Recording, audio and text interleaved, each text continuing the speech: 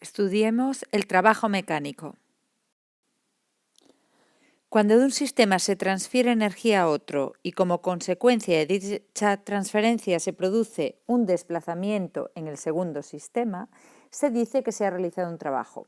Es decir, el trabajo no es más que un proceso de intercambio de energía mediante el cual se produce un cambio de posición en uno o varios cuerpos. Esa es la definición en física de trabajo. Es un proceso de intercambio de energía mediante el que se produce un cambio de posición. No es lo que habitualmente nosotros entendemos por mucho trabajo. Tengo mucho trabajo de física o me costó mucho trabajo sujetar la vela durante tanto tiempo. Eso no sería trabajo según la definición en física. Pero para que se produzca el desplazamiento de un cuerpo que se encontraba en reposo, es necesaria la aplicación de una fuerza. De esta forma se define el trabajo infinitesimal realizado por una fuerza como el producto escalar de dicha fuerza por el desplazamiento infinitesimal de su punto de aplicación.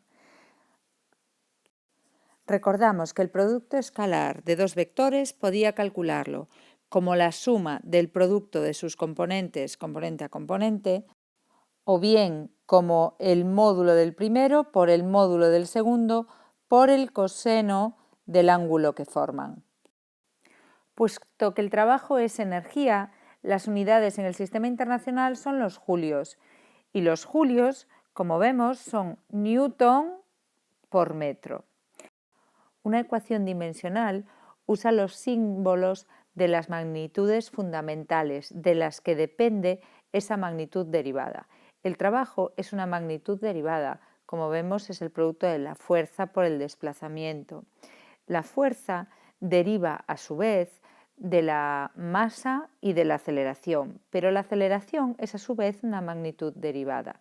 En definitiva, la fuerza, que son newtons, los newtons son kilogramo, que es masa, por metro, que es longitud, partido por segundo cuadrado, es decir, tiempo a la menos 2.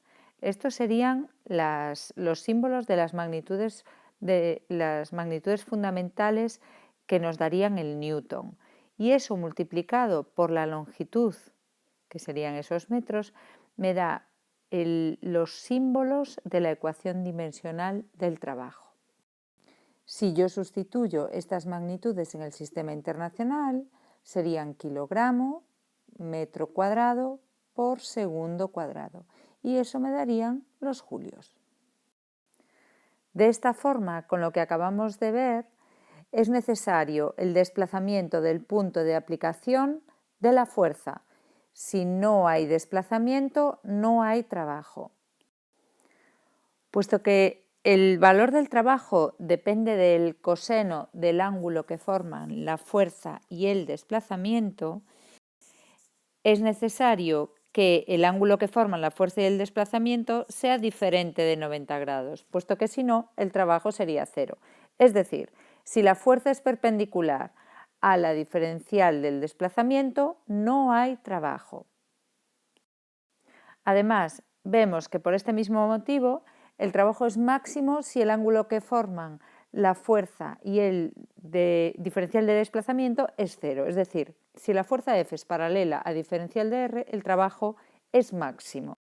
Si lo que queremos es calcular el trabajo realizado por una fuerza cuando su punto de aplicación realiza un desplazamiento finito entre dos puntos A y B, lo que haré será integrar este diferencial de trabajo, es decir, integrar entre A y B diferencial del trabajo y por tanto también integrar entre A y B el producto escalar de F por diferencial de R.